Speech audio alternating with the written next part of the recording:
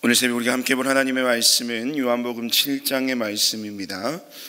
요한복음 7장 우리 14절 말씀부터 우리 24절까지의 말씀을 우리 저와 여러분이 한 절씩 교독하시고요, 마지막 24절은 함께 읽도록 하겠습니다.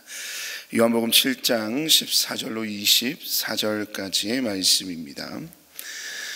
명절이 중간에 접어들었을 즈음에 예수께서 성전에 올라가서 가르치셨다.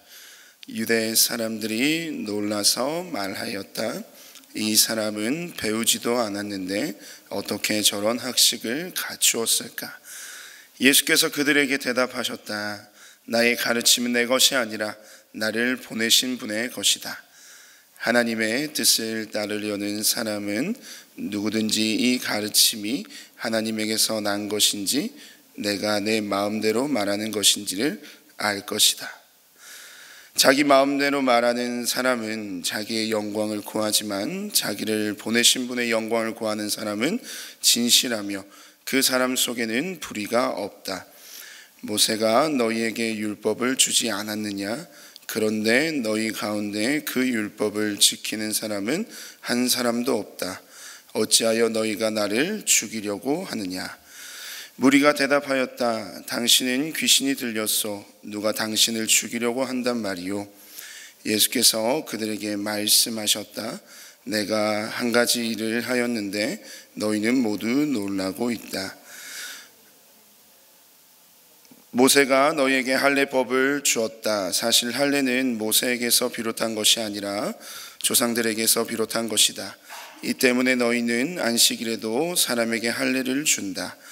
모세의 율법을 어기지 않으려고 사람이 안식일에도 할례를 받는데 내가 안식일에 한 사람의 몸 전체를 성하게 해 주었다고 해서 너희가 어찌하여 나에게 분개하느냐?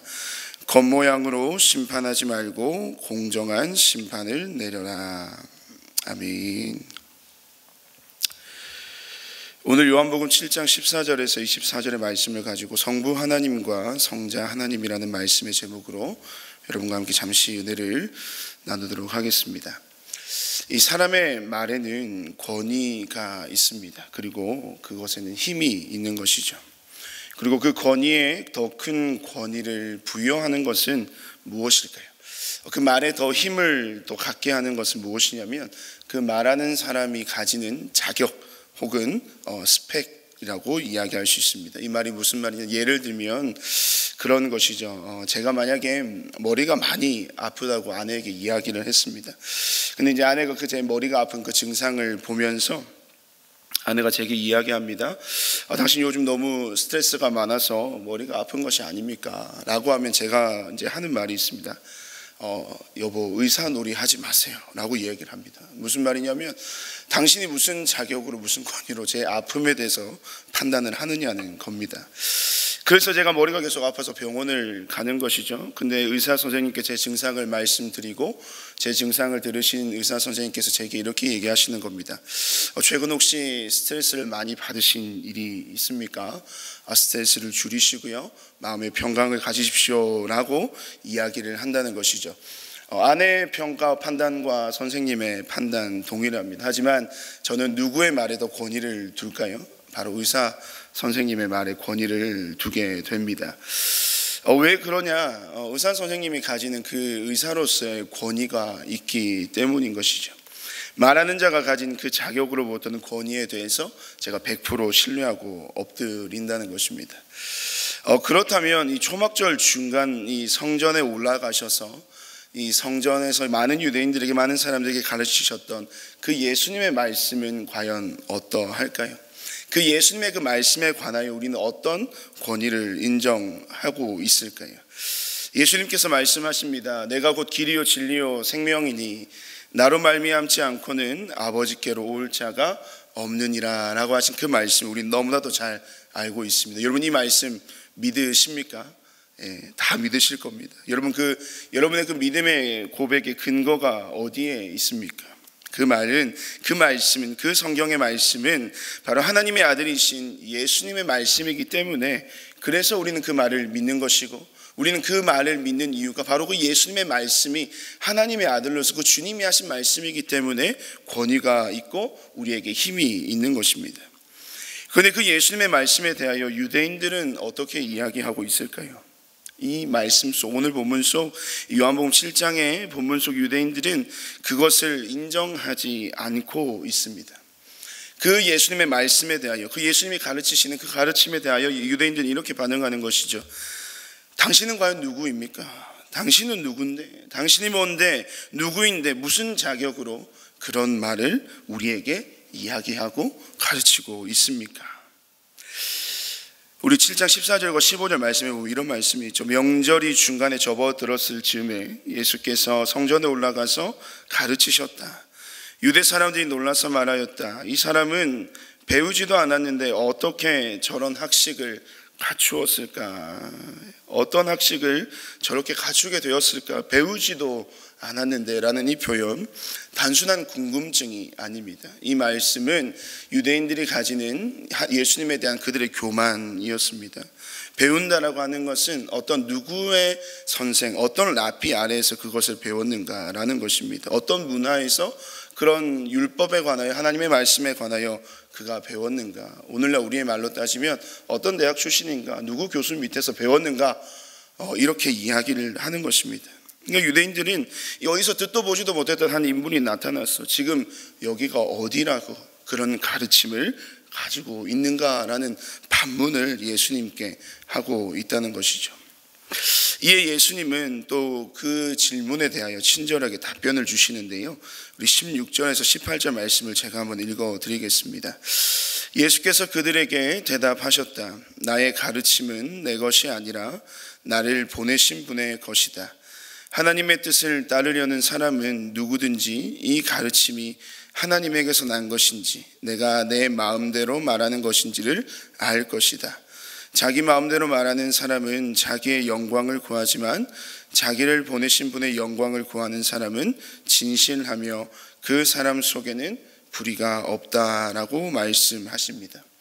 이 16절에서 18절의 말씀 안에는 예수님께서 그들의 질문에 대하여 세 가지의 대조의 말씀을 통해서 이 자신의 가르침이 어디에서 무엇으로부터 힘과 권위를 얻는 것인지를 명확하게 이야기해 줍니다. 16절의 말씀에서는 예수님 말씀하십니다. 나의 가르침은 내 것이 아니라 나를 보내신 하나님 아버지의 가르침이다 라고 이야기를 하고요. 17절의 말씀에서는 그 말씀을 듣는 자들, 그들이 그런 판단을 할 수 있는 근거를 말씀하시는데, 평소 당신들이, 너희들이 하나님의 뜻을 따르려고 애쓰는 자였다면 내가 가르치는 이것이 세상의 것이 아니라 하나님의 것인지를 충분히 분별할 수 있다라고 이야기를 합니다. 그러니까 평소에 하나님의 뜻을 구하고 하나님의 뜻을 따르려는 자라면 예수님의 이 가르침 앞에서 이런 질문을 하지 말아야 한다, 할 수가 없다라는 것을 말씀하고 계시고요. 18절 말씀에서는 스스로 말하는 자는 이 자신의 영광을 추구하나 이 하나님의 가르침을 전하는 자는 자신의 영광이 아닌 하나님의 영광을 추구한다. 그것이 바로 내 말이 하나님으로부터 오는 것임을, 내 가르침이 하나님으로부터 오는 것임을 증명하는 중요한 이유이다, 판단의 근거이다라고 말씀을 하는 것입니다. 그러니까 이 모든 것을 종합해 보면 그 예수님의 가르침, 그 가르침이 하나님의 가르침임을, 또 하나님으로부터 온 것임을 판단하는 근거는 무엇이냐면 그 가르침이 하나님의 뜻에 부합한다는 것, 그리고 그 가르침이 자신의 영광이 아닌 하나님의 영광을 추구한다라는 것입니다. 그렇다면 그것을 기준으로 해서 예수님의 그 행적을 우리가 한번 돌아보면 그렇습니다. 예수님이 이 땅 가운데 오셔서 그가 행하신 일이 무엇입니까? 사람들에게 천국 복음을 가르치시고 전하셨습니다. 그리고 병든 자들을 치유하시고요, 가난하고 소외된 자들을 찾아가셔서 그들의 삶을 위로하시고 그들의 눈물을 닦아주시며 그들의 모든 인생을 회복시켜 주셨습니다. 그 모든 예수님의 행적을 바라볼 때 그렇게 많은 사람들을 찾아가서 복음을 증거하시고 그들의 모든 형편을 돌봐주시는 것, 그것은 세상을 이처럼 사랑하사 독생자를 보내신 그 하나님의 뜻을 따르는 삶의 모습이었습니다. 그 예수님의 행적 가운데 그 어디에도 그 자신의 영광을 취하신 것이 있습니까? 결코 그렇지 않습니다. 예수님은 그 모든 행함 가운데 자신을 드러내는 것이 아니라 오직 하나님의 영광을 드러내셨습니다. 그 영광을 드러내었다는 것은 무엇입니까? 하나님의 뜻에 따라서 그 뜻에 온전히 순종하신 그 모습, 그래야 하면서 하나님의 뜻을 이 땅 가운데 세워내는 것, 그 뜻을 실현해내는 것, 그것이 바로 하나님의 영광을 드러내는 것일 겁니다. 그 하나님의 영광을 드러내는 절정의 사건이 무엇이었습니까? 바로 우리가 너무나도 잘 알고 있는 십자가의 사건이었습니다. 완전하신 하나님의 뜻에 온전히 순종하고 절대로 복종하여서 자기를 쳐서 자기를 부인하고 자기의 의지와는 정말 반대되는 뜻이었지만 그것이 하나님의 뜻이기 때문에 내가 순종하겠습니다 라고 나아갔던 그 사건, 바로 하나님의 뜻을 구하고 하나님의 그 영광을 취하는 그 절정의 사건인 그 십자가의 사건만 바라보아도 예수님이 하나님의 아들이시고 그 예수님의 가르침은 하나님으로부터 온다는 사실을 우리는 결코 부인할 수 없을 겁니다. 그러나 여전히 유대인들은요, 세상의 눈과 세상의 시선, 또 세상의 그 관점으로 지금 그 예수님을 바라보고 있습니다. 그 예수님 자체가 아닌 그 예수님을 둘러싼 외적인 것들에 그들은 집중하고 있다는 것이죠. 예수님이 어디의 출신입니까? 나사렛의 출신입니다.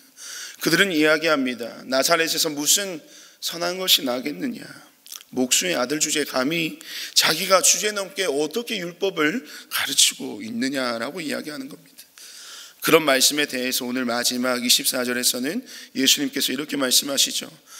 겉모양으로 심판하지 말고 공정한 심판을 내리라. 겉모양으로 심판하지 말고 공정한 심판을 내리라고 합니다. 이 겉으로 드러나는 것에만, 이 거칠에만, 이 허울뿐인 외적인 것에만 집중하지 말라고 말씀하신 것이죠. 이 겉이 아닌 속을, 이 외적인 것이 아닌 그 중심을 바라보라라고 합니다. 그것을 그렇게 바라보지 못하면, 그 중심을 너희가 이해하지 못하면 결국 너희만 손해다라고 말씀하고 계시는 거죠. 예수님의 겉모습, 그 외적인 것만 보고 그 말씀의 권위를 그들이 만약 따르지 않는다면 예수님께서 가르치시는 그 귀한 천국의 복음과 그 말씀, 그런 자들에게는 아무런 의미가 없게 되는 것입니다. 이 자신의 인생에 가장 소중하고 가치 있는 존재인 예수님, 그런 예수님에 대하여 우리가 그런 마음을 품지 않는다면, 그들이 그런 마음을 가지지 않는다면 그 귀하고 가치 있는 존재인 예수님은 그들에게는 아무런 효용 가치가 없는 무용지물의 대상으로 전락해 버린다는 것이죠. 외모에 집중하고 외적인 것에 집중한다면 그 예수님을 둘러싼 그 외적인 부분에 대해서 그들이 판단하고 그것이 끝이라면 그 예수님은 그들에게 아무런 존재가 되지 못한다는 것입니다. 물론 이 자리에 계신 저와 여러분은 그 예수님에 대해서 이 유대인들과 같이 생각하시는 분은 아무도 한 사람도 없으실 겁니다. 하지만 예수님에 대하여는 그렇지 아니하지만 우리 스스로의 삶에 대하여서는, 또 우리 주변의 수많은 사람들에 대하여서는, 내 가족과 우리의 자녀들에 대하여서는 우리가 이 마음을 품지 못한다는 것이 아마 우리의 삶의 가장 큰 문제일 것입니다. 외적인 자격이나 그 스펙이 중요하다고 생각하는 그러한 삶을 우리는 우리 스스로에 대하여, 또 우리 주변의 많은 사람들에 대하여 그렇게 생각하며 살아가고 있다는 것이죠. 그런데 그것이 잘못된 것은 무엇이겠습니까? 예수님이 그렇게 말씀하십니다. 나에 대해서 겉모습을 보지 말고 중심을 보라고 말씀하신 그 예수님의 말씀, 예수님에 대하여서도 그렇지만 예수님이 우리를 바라볼 때 그 모습으로 바라보시지 않는다는 것을 이야기하십니다. 예수님께서 말씀하신, 성경에 기록되어 있습니다. 하나님 말씀하시죠. 사람은 외모를 보거니와 하나님은 중심을 보신다라고 이야기합니다. 이 세상은요, 그리고 유대인들은 이 사람의 가치를 그가 가진 어떠함을 보고 판단합니다. 하지만 하나님과 예수님과 성령님은 그 사람의 가치를 그것으로 판단하지 않는 것이죠. 하나님은 무엇을 가지고 판단하십니까? 그 사람의 중심을 보신다라고 하는 것이죠.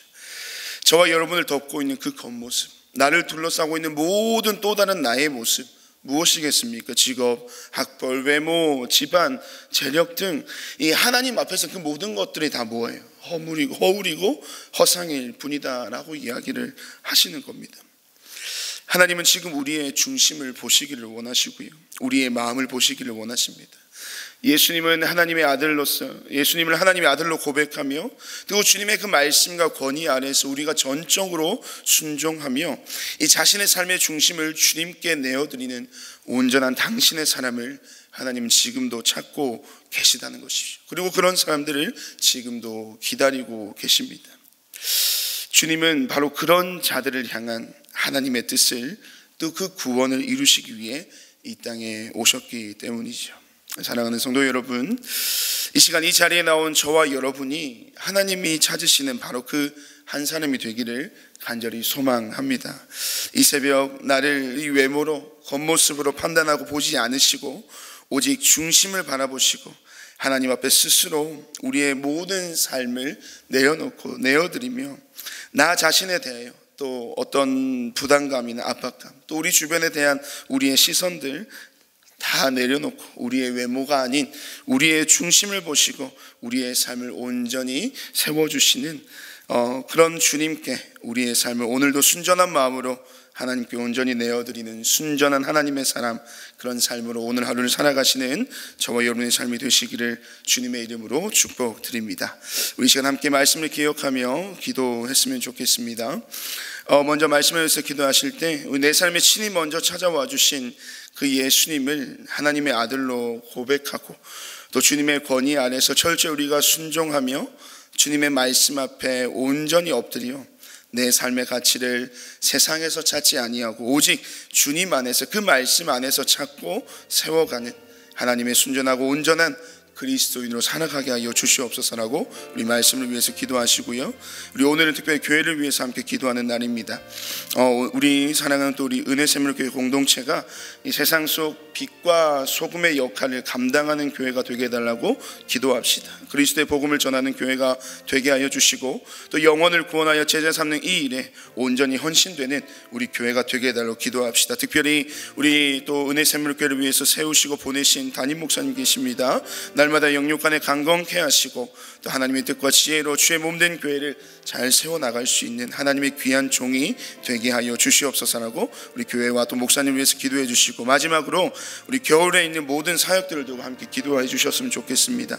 특별히 이번 주에는 금요일부터 주일까지 우리 톡틴 청소년교회와 우리 청년부가 겨울 수련회를 가지게 됩니다. 그리고 토요일과 주일에는 유년부에서 겨울 성경학교를 진행하게 됩니다.